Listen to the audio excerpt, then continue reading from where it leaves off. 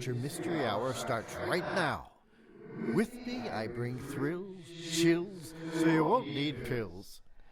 That's right, ladies and germs. Tonight we continue the radio and the gramophone. The next day, Ava goes back to her apartment. All of the furniture is toppled. It looks as if a tornado has flown through.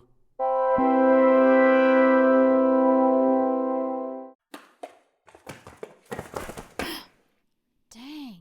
Impressed? You sound different. Where's Griffin? There's more than one of us in here. Can't bring strangers into our world. Unfreaking believable. Come on, Ava. You can piece it together, can't you? Well, maybe if I had a hint. And spoil my fun of watching you figure it out alone? No thanks. Alone. You can understand being alone, can't you? Shut up. I'm going to figure this out. Work is calling, dear. Better not be late again. When I get back, I'm going to smash you to pieces. But then you ruin Griffin's only chance of getting out. Wouldn't want that, would we? Idle threats won't work on me. I've devoured things bigger than you. Better run along, Ava. I need more help on this. Who can I talk to? Of course, Brenda. She must know something about the radio. After all, she had it for so many years. Best place to start with.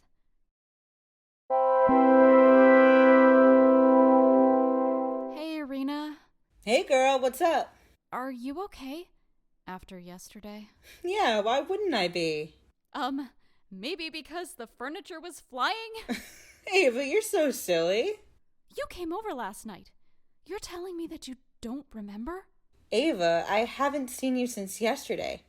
Come to think of it, we were supposed to hang out, weren't we? I'm sorry I flaked. Oh my god. I'm going crazy. Ava! Ava! Ava! Ava takes off in a run towards her work, unsure if what has been happening the past few days has even been real.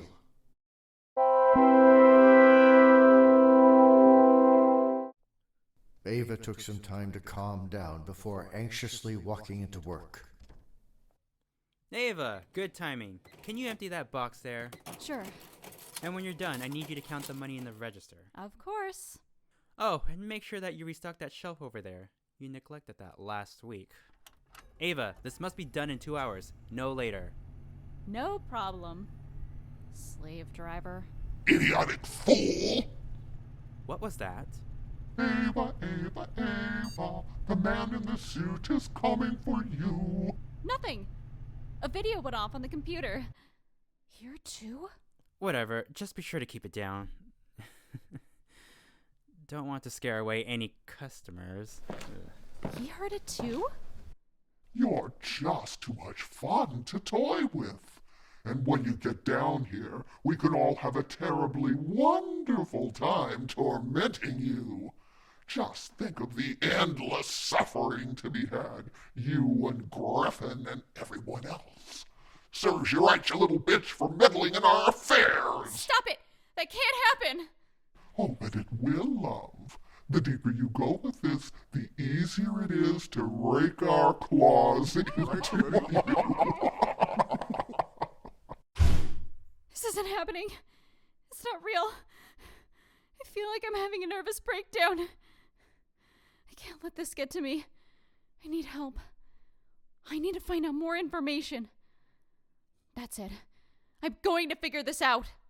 Ava stalked back into the store, more determined than ever to find out what exactly was going on.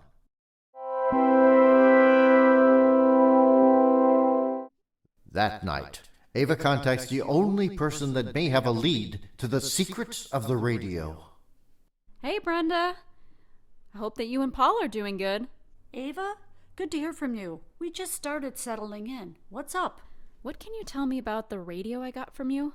I'm looking into doing some research on its history. You know, just in case I want to give it to a museum or something. New hobby, huh, Ava? Oh, man, I don't know much about it. But my uncle can tell you. He was its original owner before us. He's not much for talking, but maybe he'll open up to you. Here's his number.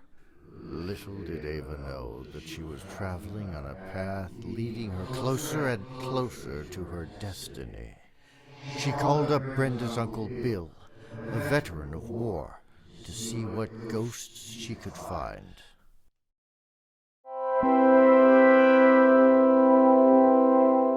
Hello, is this Bill? Yes, who am I speaking to? Oh, I'm Ava, Brenda's old neighbor. She mentioned you. Yes, I wanted to ask if... Is it about that radio? Yes, sir. The transistor? No, the 20s style radio. Oh, that's what it looks like to you. What do you mean? I can't tell you anything. You're wasting your time looking into it. Wait, please, sir. There are voices. Things have been happening since I found it. Brenda said nothing ever happened to her while it sat in her attic, but ever since she gave it to me, my life is taking a turn. I just want to know where the voices come from. Why?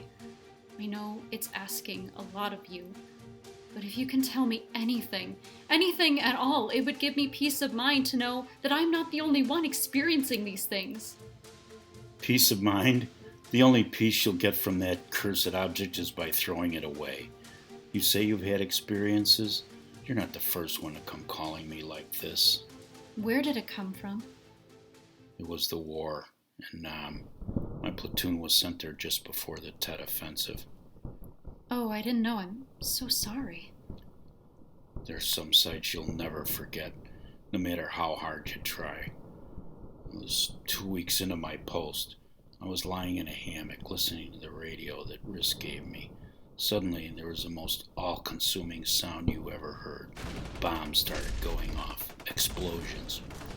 I raced outside to see my platoon mates, my friends, being attacked. It's not how they say in books or movies. This was slaughter.